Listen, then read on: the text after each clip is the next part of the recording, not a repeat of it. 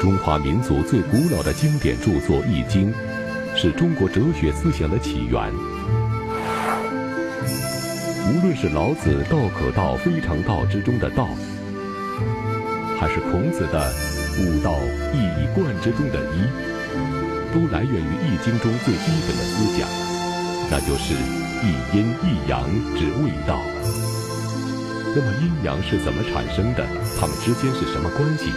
阴阳的思想对中华民族又有着怎样重要的影响呢？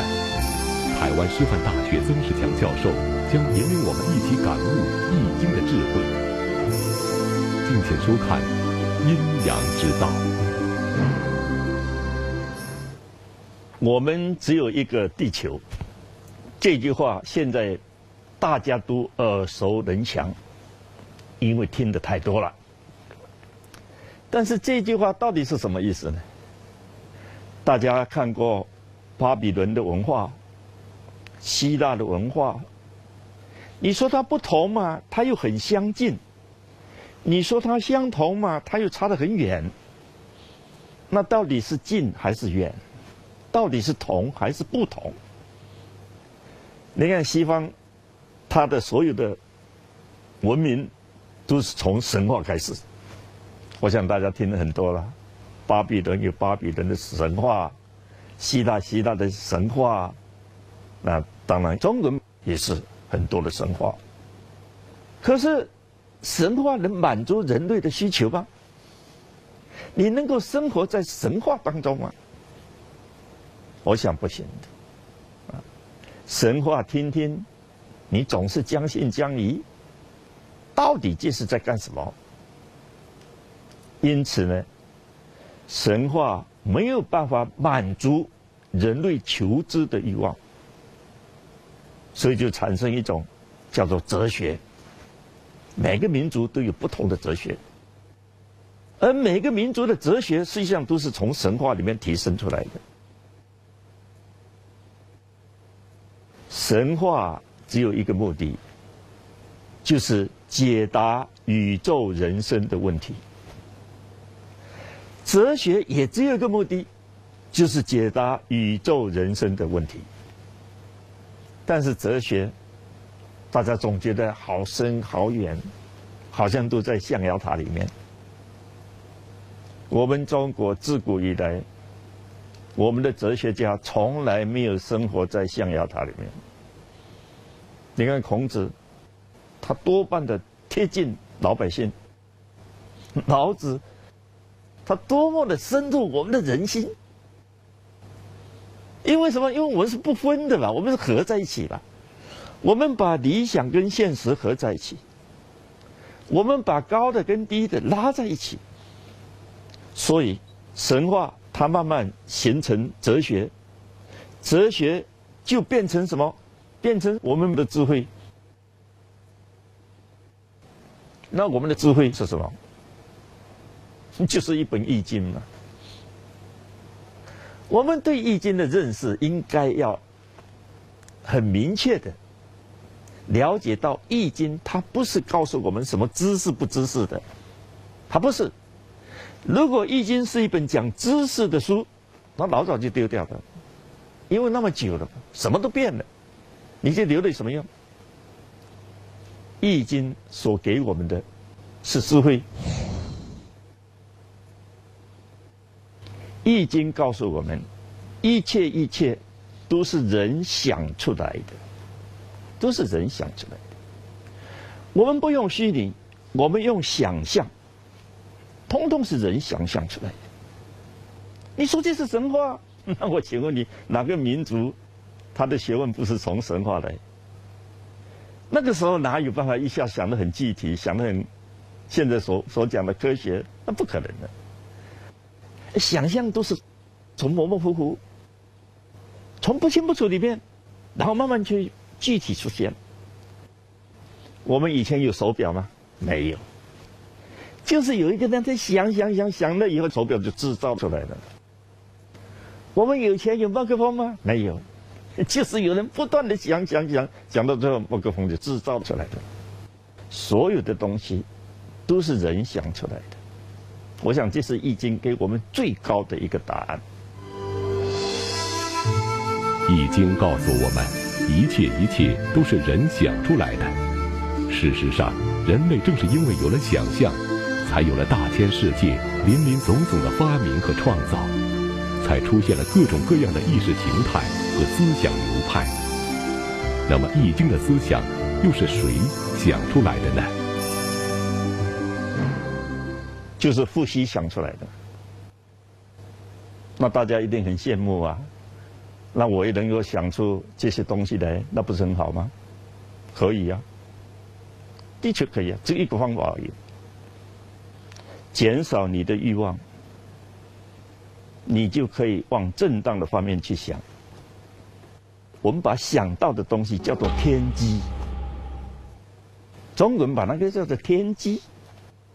事欲深者天机浅。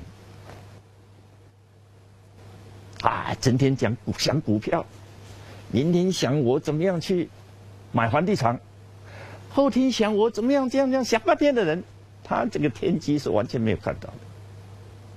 事欲浅者天机深，完全在自己。伏羲去想的是人类最重要，而且是宇宙最高的一个秘密：万物从哪里来？伏羲是看到太阳从东方起来，然后一直走，从西方下去，他就知道了，天底下有一种力量，把太阳从东方拉起来，然后一直把它往西方掉下去。这个力量就使得万物啊都受到它的影响，好像它就是宇宙的根源。那如果伏羲是想到这里，那我们就觉得这个人呢，那真叫虚拟，那真叫做虚拟，因为不切实际了。怎么会断定它不切实际呢？太简单了嘛！今天一个太阳出来，明天一个太阳出来，哪有那么多太阳？一天一个，一年就300多个，那还得了？就算有那么多太阳，东方有那么大的太阳库，可以储存吗？那边也要一个很大的太阳库，才能够一天掉一个，一天掉一个。所以伏羲氏他就自己否定自己。我觉得这个对中国人也影响很大。人常常要反省。我们现在已经知道它不是事实，因为太阳它是永远存在的，只是地球自己在转，所以有时候看得到，有时候看不到。可是会不会影响到我们的思路？不会。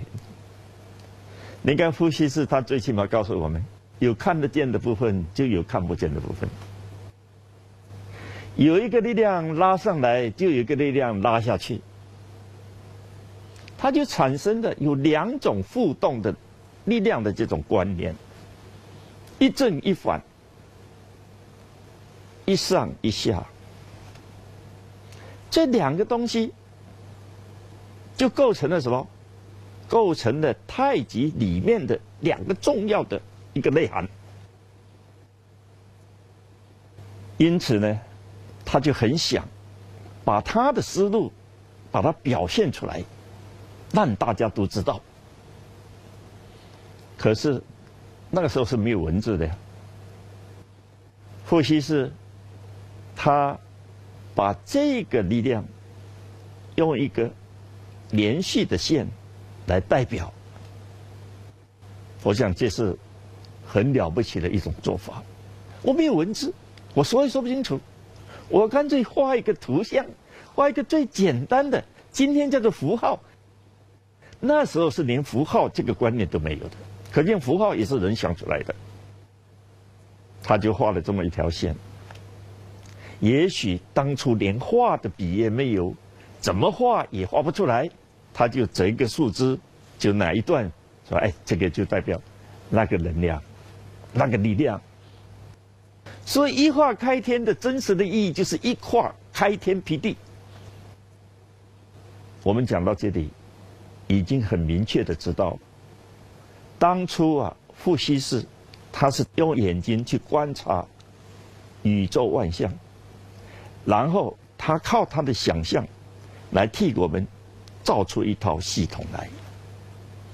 这套系统的总根源就是一化，叫做太极。我想一切都是从这样开始的。伏羲认为，既然有一个能量，有一个力量，有一个方向，就有一个相反的方向，就构成了一种叫做什么？循环往复，周而复始。因此，他就认为，有一个阴，就有一个阳；有一个阳，就有一个阴。伏羲上观天文，下察地理，思索很久，终于一化开天地。这一化就是太极。宇宙中的一切都是从太极中生发出来的。孔子在他做的十义，也就是《易传》中写道：“易有太极，是生两仪”，就是人们常说的太极生两仪。意思是太极中包含着一正一反两种力量，而这两种力量就是阴阳。那么阴阳之间又有怎样的关系呢？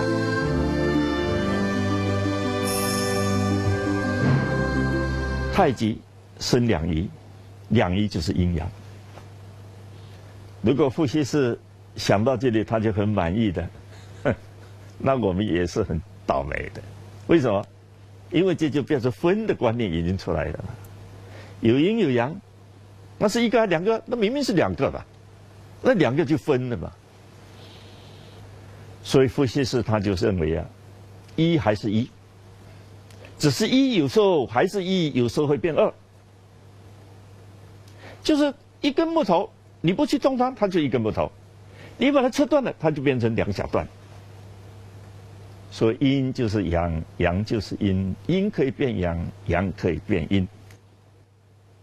阴跟阳，它不是可以分开的，它是有高度的配合性。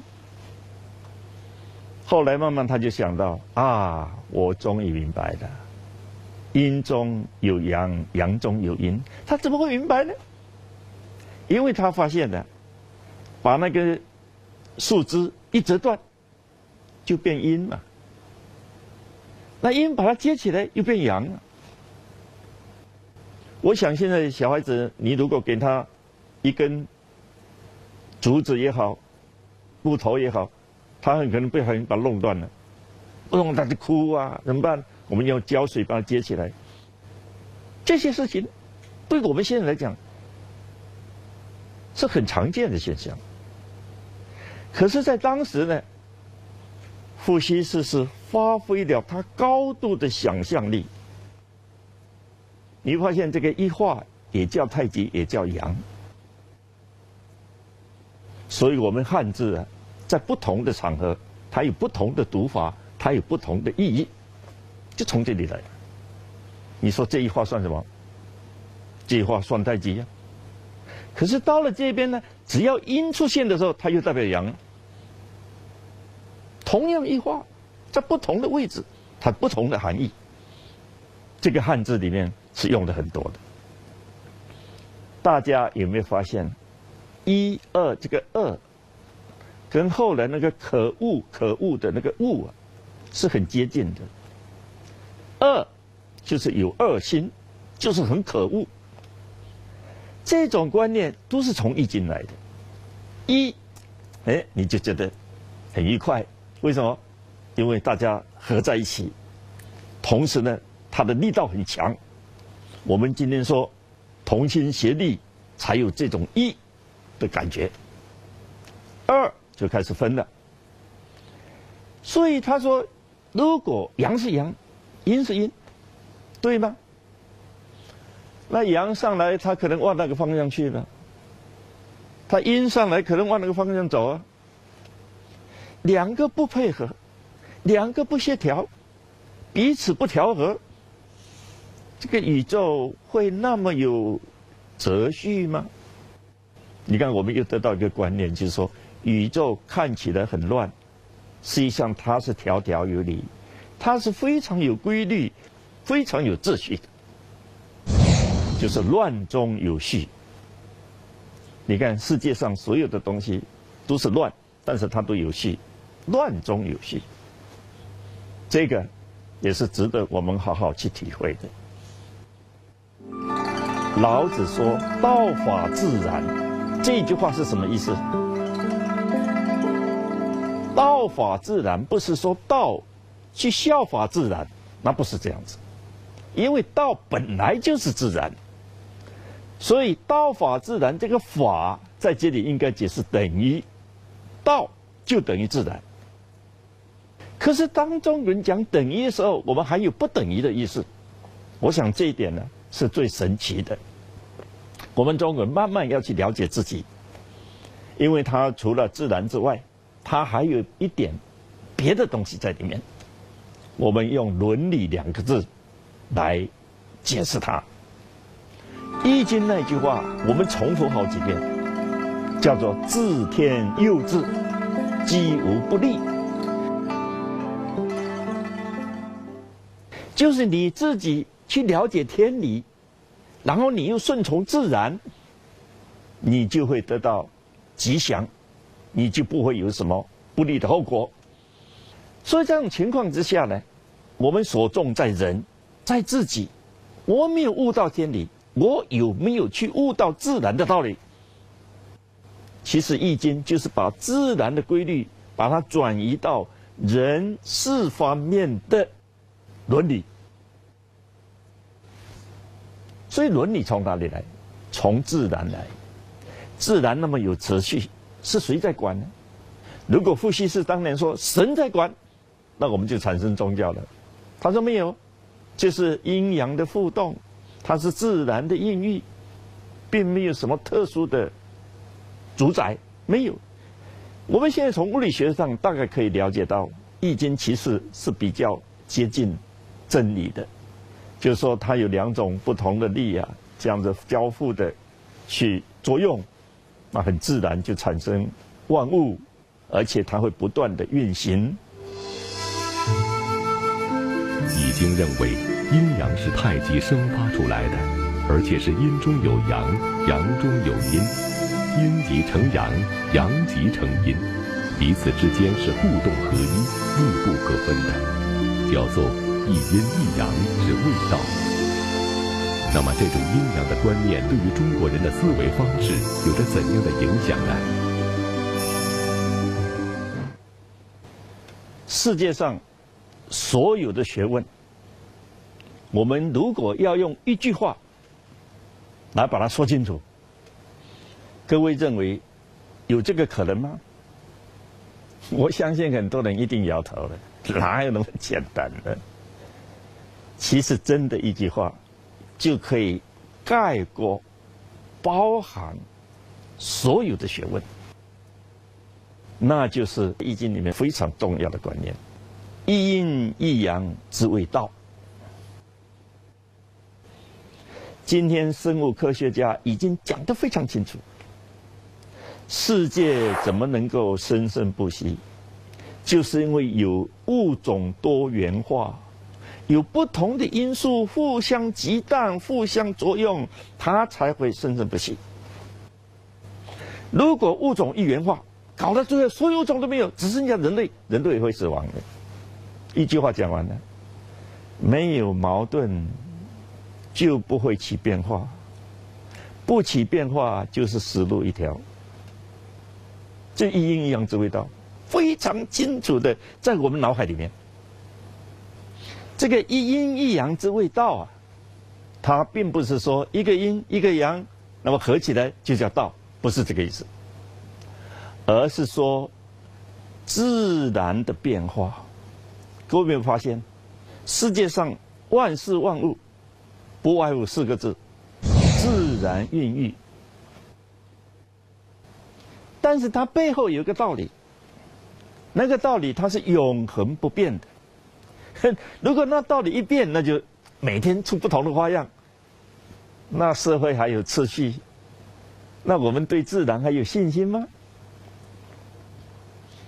一阴一阳之谓道，告诉我们，自然的变化就是阴阳之道。阴阳这两个字是谁加进去的？是孔子加进去的。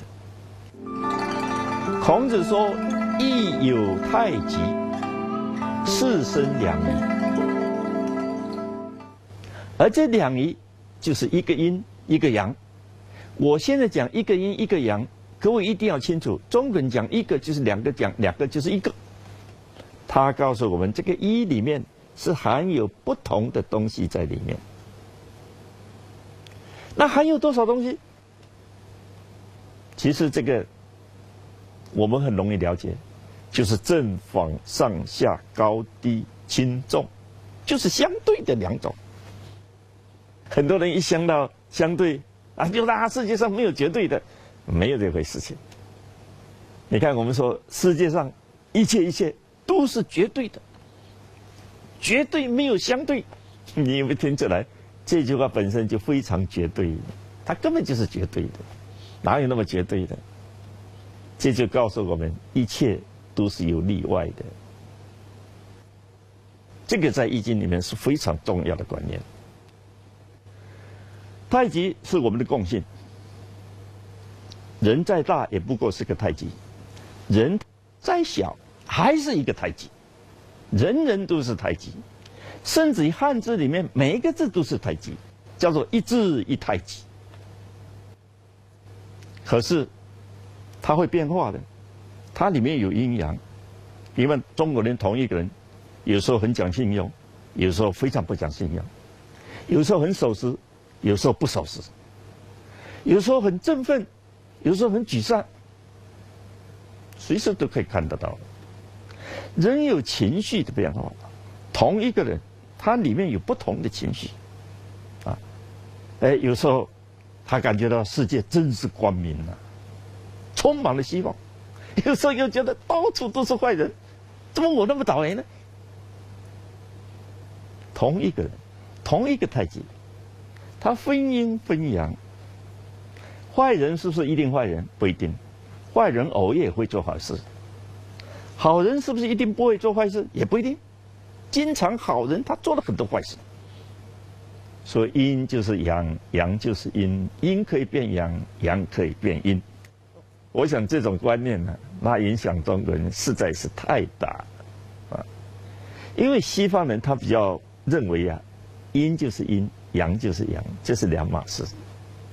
你问西方人，阴阳是两个东西还是一个东西？我保证呢，答案是说两个东西，很简单的。阴就是阴，阳就是阳。可是中国人会告诉你，它是一个东西。一个东西里面还有两种成分，一种叫做阴，一种叫做阳，合起来它就叫太极。太极分出去就叫阴阳。所以如果讲一，它就是太极；如果讲二，它就是阳跟阴。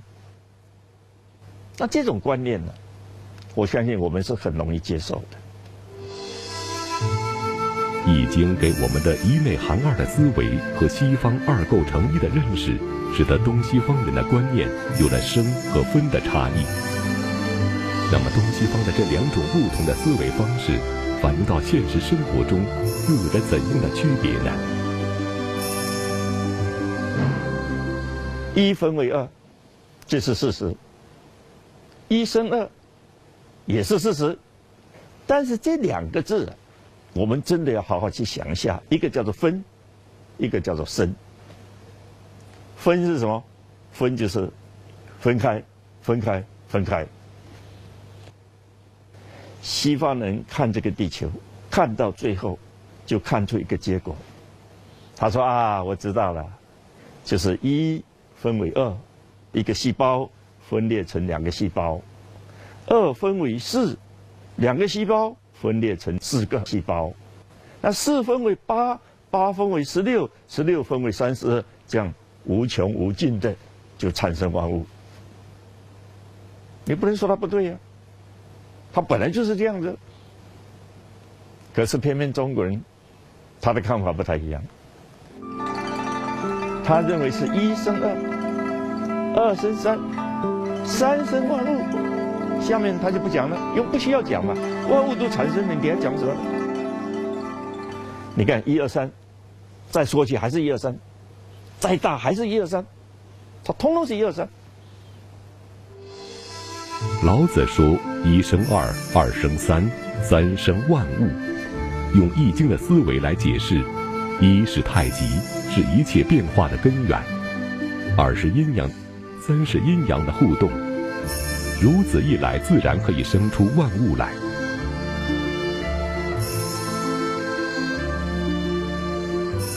易经广大精微，无所不包。那么世间万物又是如何从两仪进一步变化而来的呢？我们现在一定要了解，中国人很多思维是从易经来的。易经告诉我们，世界是一所构成的。可是这个一呀，如果是单纯的一，那就是一到底了，那这是不会变化嘛？那怎么会有万物呢？你管是有阴有阳，如果两个不互动的话，那有什么作用呢？那不能发生作用啊。所以他就知道阳一定会跟阴，它会碰在一起，阴会跟阳会化合在一起，这样才会产生万物。世界上东西它有阴有阳，而且分不开。你看一天就好了，你早上起来，太阳已经出来了，你会觉得热吗？不会。你知道上面是热的，但是那个太阳光的热还没有完全照到地底下来，因此你就感觉到上面是热的，下面还是凉的，所以叫做少阳。一定也要等到中午了，上面下面都热了，就叫老阳。到了黄昏的时候，你没感觉到下面还是很热的，但是上面已经开始凉了，因为夕阳它没有什么热的，上面凉凉的，下面热热的，叫少阴。到了晚上12点，哪里都冷，就叫老阴。